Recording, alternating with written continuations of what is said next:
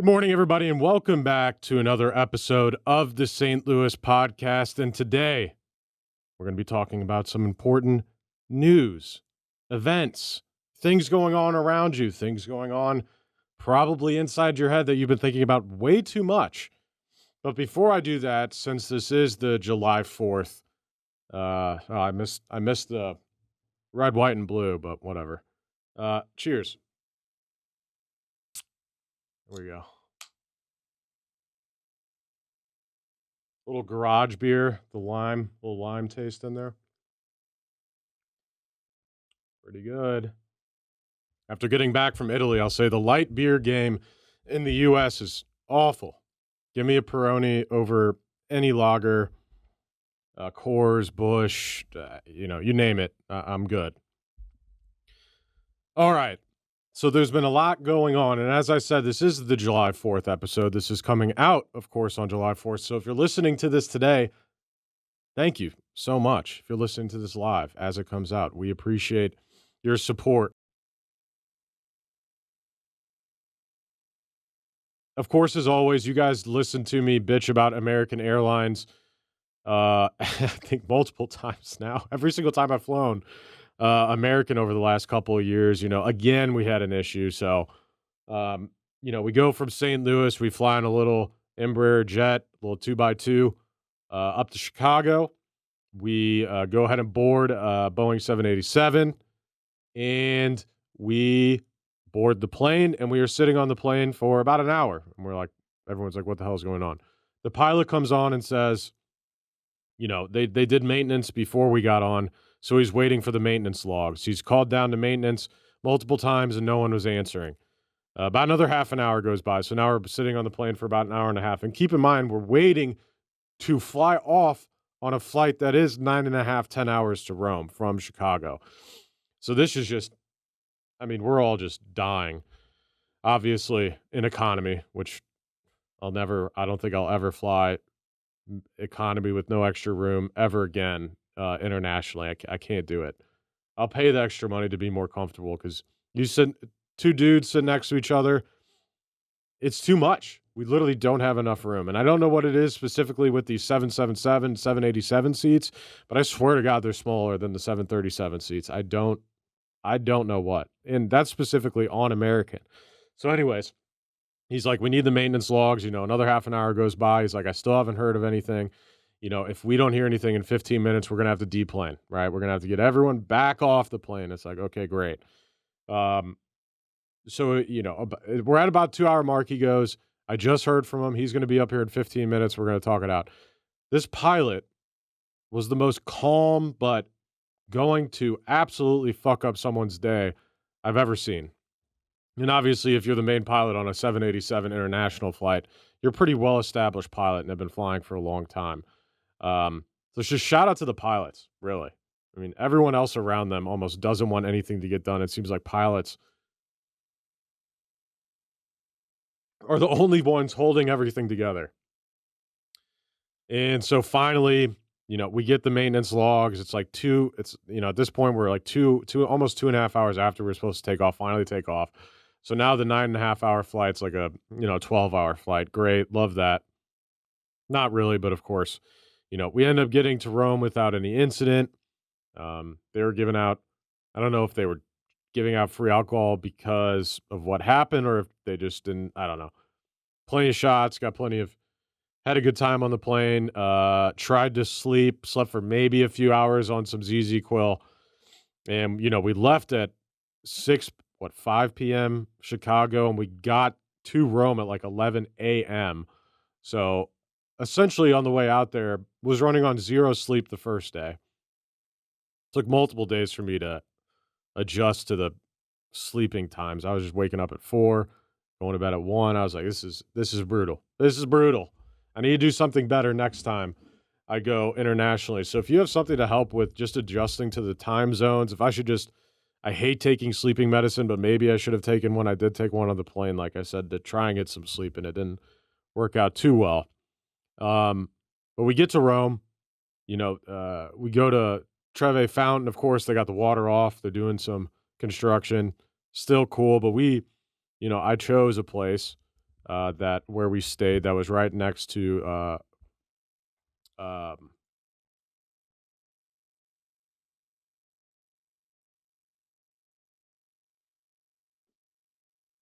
what's it called? Right by the Treve Fountain Spanish Steps. Oh my god. Pantheon. Wow, jeez.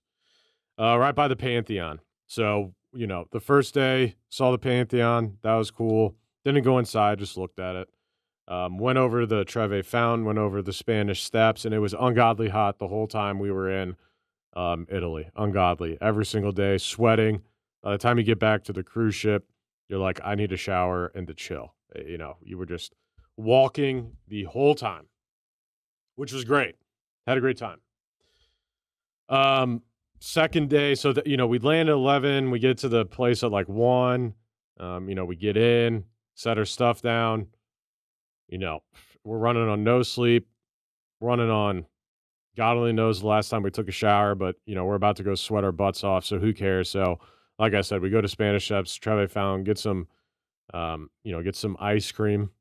Of course, they don't call it over there ice cream. Um, find a good place to eat some food, have some amazing food. The food in Italy was great. And of course, found a little shop to buy some bottles of wine. Went back to the Airbnb, sat on the balcony, and relaxed. The next day, wake up super early, go over to the Vatican. Now, I suggest that if you go to the Vatican, that you get a guided tour. Why? Because the number of people that were waiting in the line to go into the museum when I think our tour, I think we got there like 8 a.m. So 8:15 or so, we were walking by there. Um, the line's insanely long, right? And with the guide, he can just get you into different areas, get you past people, make sure that in the Vatican they'll just randomly shut down and shut off different corridors, so then you can't go see stuff. It's just and then getting into the Sixtine Chapel, getting in the Basilica, blah blah blah. Highly suggest getting and paying a tour, getting a guided tour. Um, the guide name we had was Antonio. I wish I remembered the business name so I can shout him out on here. Maybe we'll figure it out and put the link below. But you asked for Antonio, got killed it. And it was magnificent. I mean, it was absolutely crazy the amount of artwork, history. I mean, there'd be these hallways, you know, 80 feet high, 20 feet wide, with just art on the ceilings, on the walls, everywhere, on the floor. And the amount of domes that they built everywhere is incredible. So I'm sure if you're from St. Louis, you've been to the Science Center, you've built the arch, right? Imagine building a dome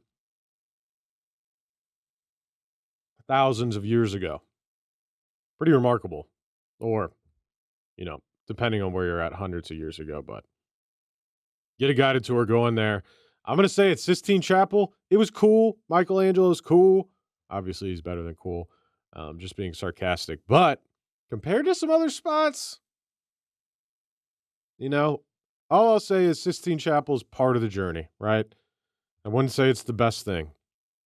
Super interesting. Obviously, the history is great. Can't even take photos or anything in there. But man, the Vatican is awesome. I would suggest if you're in Rome that there are, I think we had about 4 hours at the Vatican, maybe 3.5 hours. I would say you could spend a good 6 hours there. Um, you easily could. And you wouldn't have to, rush around, make sure you saw everything. You'll have time to, make sure that you actually see everything that you want to go ahead and, of course, see. Went to the Colosseum. After that, saw Old Rome, which BC, they dug it out. It's like right on the other street of the Colosseum. And it was crazy. The Colosseum, the history there is insane. I honestly wasn't. So you see photos of the Colosseum. You're like, all right, really, how big is it? It's pretty damn big. It could hold, I think it said up to, 80,000 people. So it's a full blown stadium. And just remarkable the history of some of these places.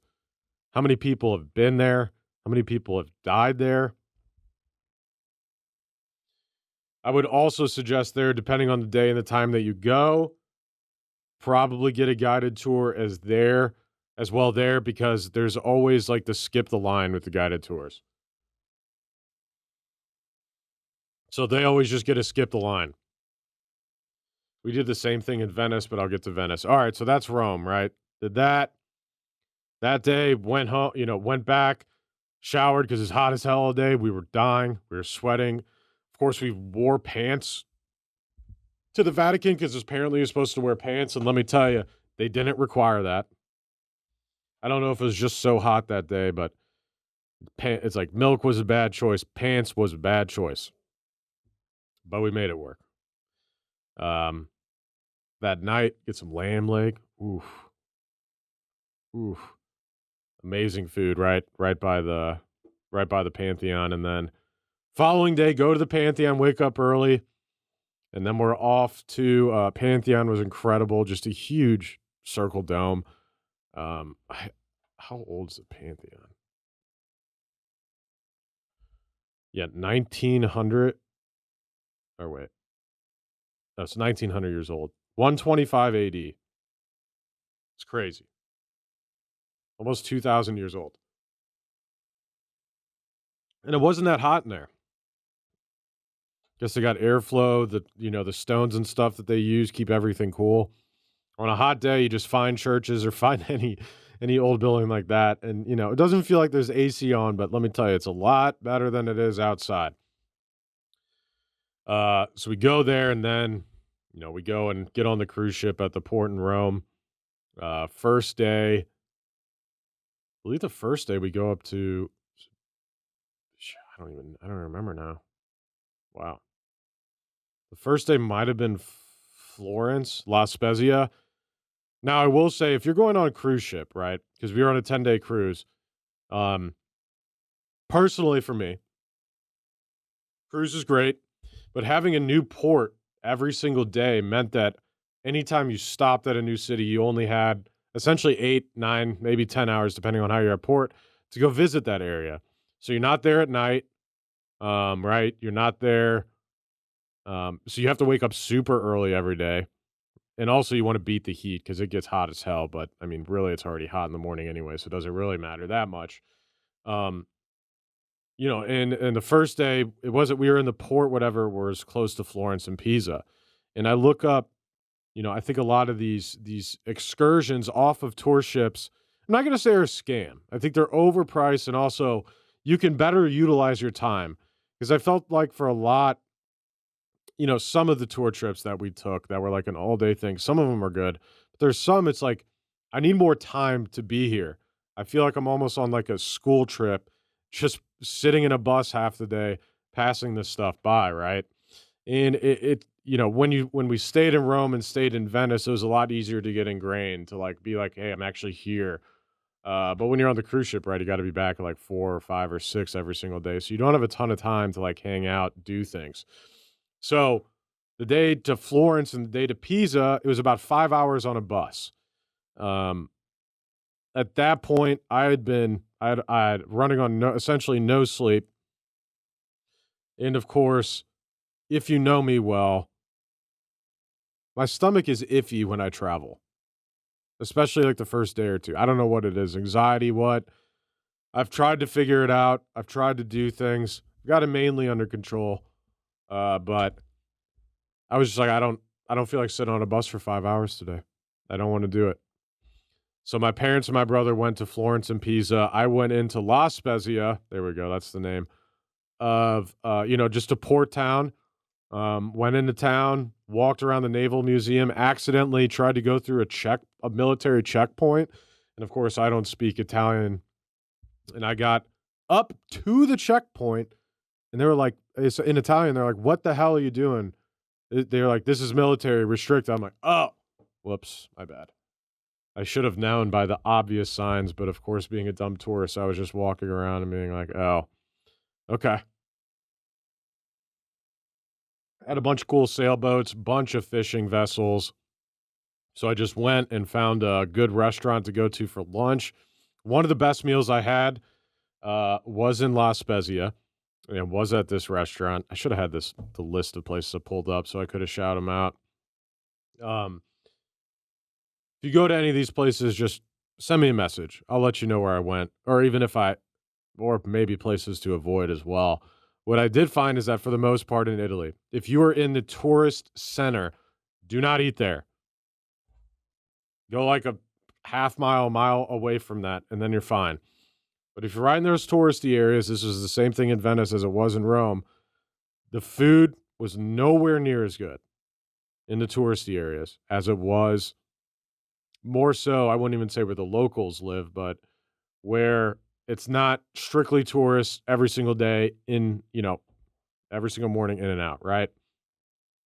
Um, so La Spezia I was having tartar every single day, seafood pasta. Give me some crab, give me some tuna, give me some sea bass, give me some whatever. Scallops, mussels, oysters. I was eating good, boy. And I didn't feel, and people say this, they're like, well, you eat bread and stuff over there, you don't feel as bad. It's true. It's true. It really is. Still think eating a lot of carbs is, you know, a different subject, but everything was so fresh. I will say towards the end of the trip, I was missing, I want a steak and a burger right now. But that's what 2.5 weeks of essentially straight seafood is going to do to you. So we, La Spezia, there were some locals there. Started talking with them because pretty much in all the areas that I was, for the most part, even when they were like, I don't speak good English, you can have a full on conversation with them. I'm like, you speak fine English. And that's what I think is so funny when you talk to anyone that's not from the United States or Britain or wherever that they speak English as their main language. These people are like, my English isn't good. And meanwhile, they're fluent as hell. And I'm like, listen, you know what's not good is my Italian. Grazie. Thank you. You know, I said like 5 words a billion times. It was funny, but they appreciated it. I knew a couple words. I tried to say some things to them. Like I said, I was at this place, found some locals. They were, some older guys. I don't know if they weren't working that day, if they were just, that's what they do. But they were drinking a couple champagne glasses, a couple champagne bottles, excuse me. And I started just chatting up with them. I probably got there at about 11:30, 3 o'clock. They were like, hey, we're closing. We'll be back open at 5. You can come back. And obviously at that point, the locals were like, all right. They're like, you want to come over for dinner later? And I'm like, no, I got to hit a cruise ship. I would though. And those are the opportunities you miss out on the cruise ship. Because those locals were great. Good time. So went there, went to, where else did we go? We went down to, Naples. Went to Sorrento and Pompeii. Shout out limoncello. I've been killing that shit since I got back. Limoncello spritz. Aperol spritz is meh. Give me a limoncello spritz any day of the week. And for you people saying that sounds horrible, I don't even know what limoncello is. Don't just go buy any limoncello. Go on Google. There's a couple different limoncello brands you should buy because there's a lot of shitty limoncello out there. The good ones are only like, we're talking like 20, $25 a bottle. It's not that much. It's not that much money compared to other alcohol, I'm sure, that you buy. Obviously, get some champagne, get some brut, get some extra brut, some club soda. You're going to have yourself a good time. Sorrento was cool. Pompeii, the history of Pompeii was awesome. We went to Sicily. Of course, that's 25% of my heritage is Sicilian.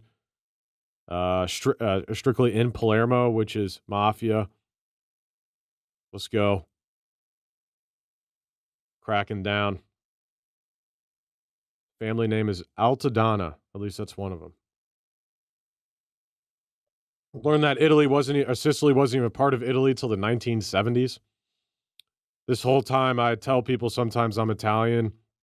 Talked to the Sicilian tour guide we were with. Went up Mount Etna. That was awesome.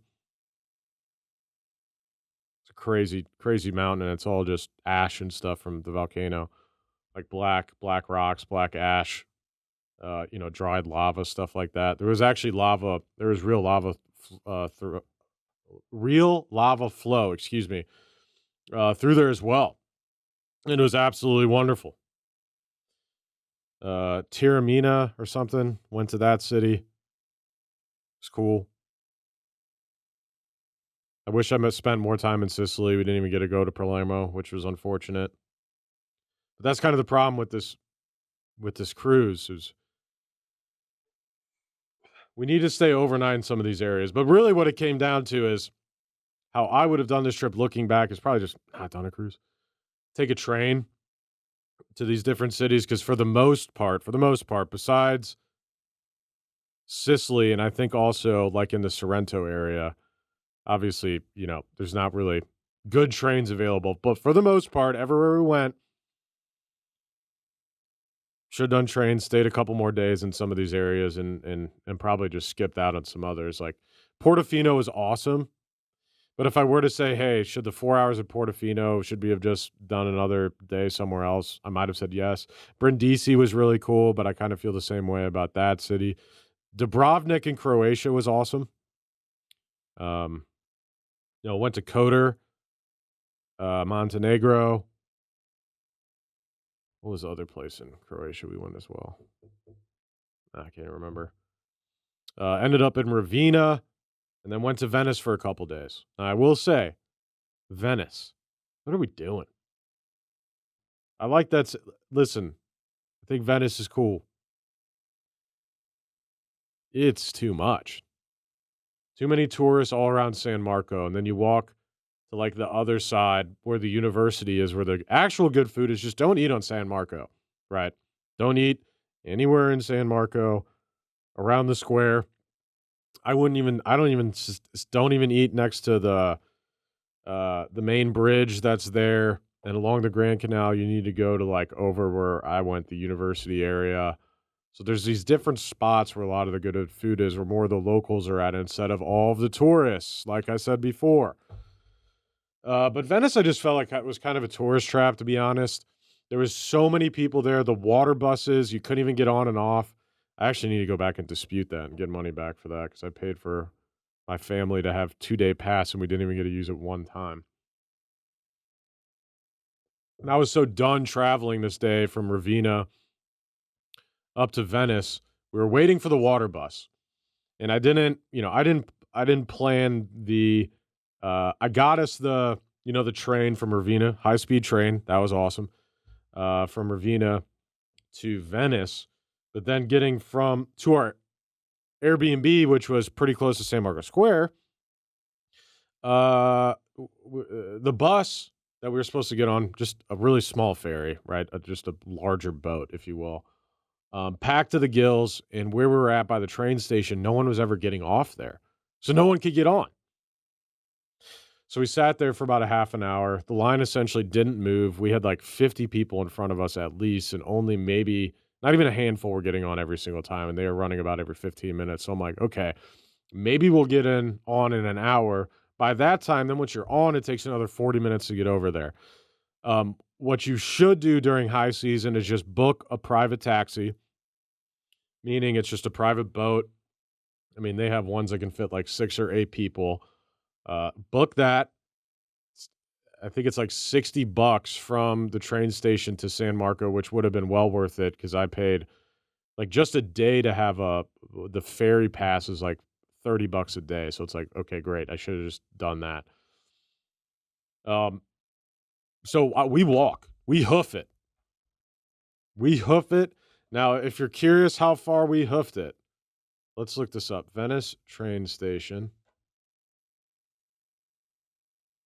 Let's go ahead and look this up. Okay. We got this. We stayed at Hotel Ca del Campo.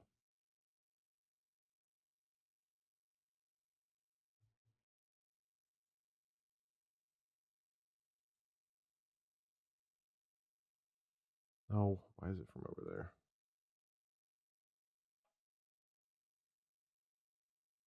There we go.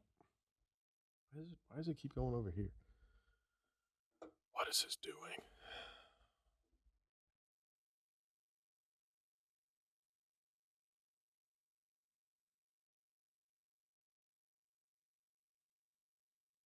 All right, here we go. So it's essentially a 25-minute walk with all of our baggage. Oh my god, my parents hated me.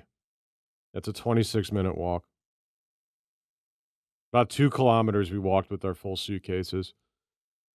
Hot during the day. It was like 1 o'clock. We were like, and of course, you have to walk over all these bridges, right?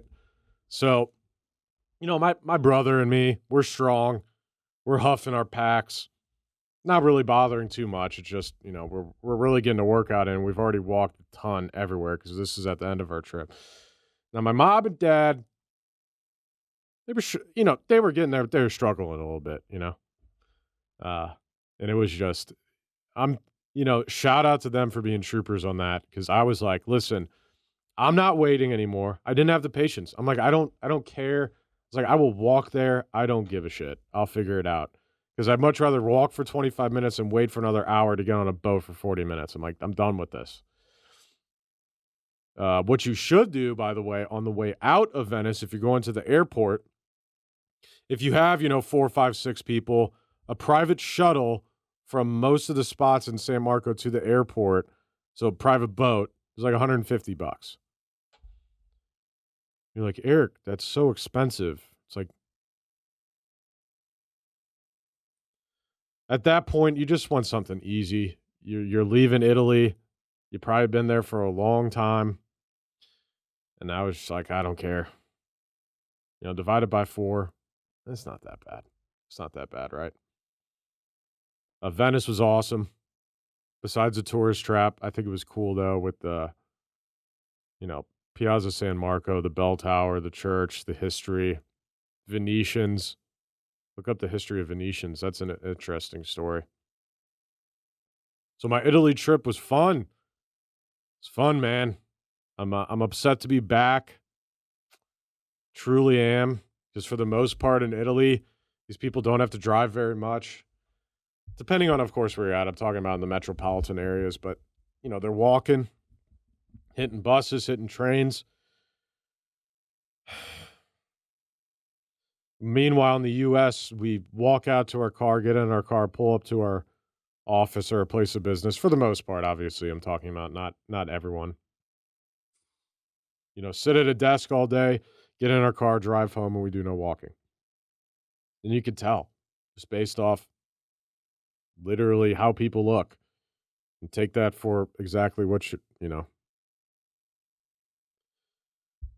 it was, and I was jealous. I was like, we're doing it wrong here.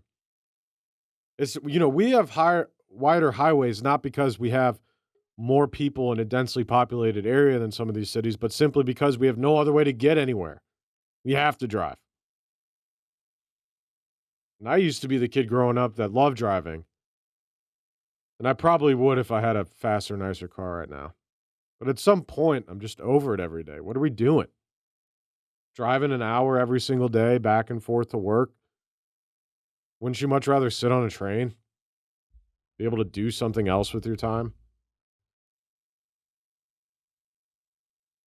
Like the scene in Office Space. I literally, first day back, I'm coming up to the office. I have to drive up 270 North every single morning, up to Vi Media office.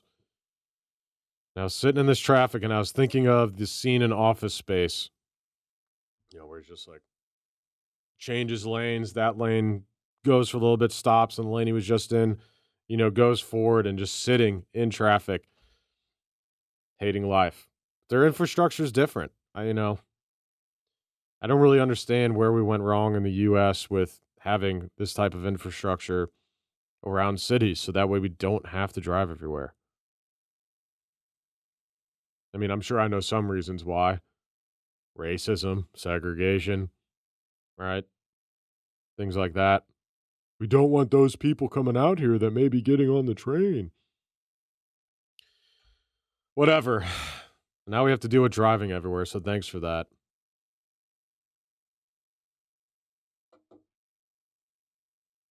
There's so many other things we can talk about, but really, who cares? Let's go have a good 4th of July. Hang out with some friends, hang out with some family. If you're going to be drinking, find a sober driver, call Uber or Lyft.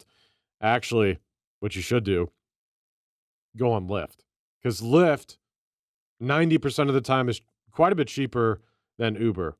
So, shout out Lyft. No, they're not an advertiser on this podcast, but if they want to be, you know where to find me. And that's all the time we have for today. I didn't get to go suit shopping. Really just walked around, saw a bunch of history, drank and ate. Pretty awesome. Oh, shout out Lem's Shoes. Big fan of the wide toe. Bought some Lem's, what are those things? Lem's Court Grip. Or was it the grip? It was the, Court. Yeah, Chillum. Lem's Chillum Grip. In the bourbon brown. Those shoes killed it. And I got a bunch of Lem's gear. A bunch of Lem's shoes. But shout out Lem's. If you like wide toe box, they don't make some of the prettiest looking shoes on the planet, but that's not really the goals, they're looking for, going for comfort, usability, durability. Shout out Lems, killed it. Shout out Italy. Shout out the people of Italy. Super nice. I was hearing, I heard some older people say that, some of the Italians aren't nice. It's like, no, I just think you're a dumb American and you're probably not nice. Or you just repeat shit over and over again. Like some people I saw on my trip, you know who you are. I had a great time. The only thing I complain about is the taxis have a monopoly. They are essentially the mafia now of Italy, apparently. The taxi cab drivers. So it's interesting getting around by taxi in Rome, especially. Also, you got to pay for all the bathrooms, so get your dollars out. Because apparently they have issues with funding and issues with vandalism. So they got vandalism just like we do over here. Shout out vandalism. That's all the time we have for today. As always, we appreciate everyone's support. Like, review, subscribe. Leave a comment if you've been to Italy, you liked any of the places I went to, didn't like, had any thoughts on the trip, have any questions for me about the trip that you'd like answered, please let me know. I'm here to help. Of course, as always, we shot this here at Half Coast Studios here in St. Louis. If you need a place to record a podcast, if you need a place to record an audiobook, anything like that, reach out to them, halfcoaststudios.com. If you just need someone to help with editing and distribution, they can help you there as well. Or you can just type in Podcast Studio St. Louis, because, of course, the one and only Vi Media, the best damn marketing company on the planet, and if you reach out to them, you will be talking to myself, handles their marketing. So, of course, that means they're showing up number one on Google for that keyword, because that's what we do at Vi Media, the best damn marketing company on the planet. If you're looking for a free marketing plan and evaluation, please let me know. Or, of course, go to our website, vi.media. And as always, you can message me directly on this channel or on my personal profiles at Eric Kempf Brown. And you can go to erickempfbrown.com as well. That website's old, needs to be updated. But you can reach me through there as well. Thank you all. See you next week. Bye.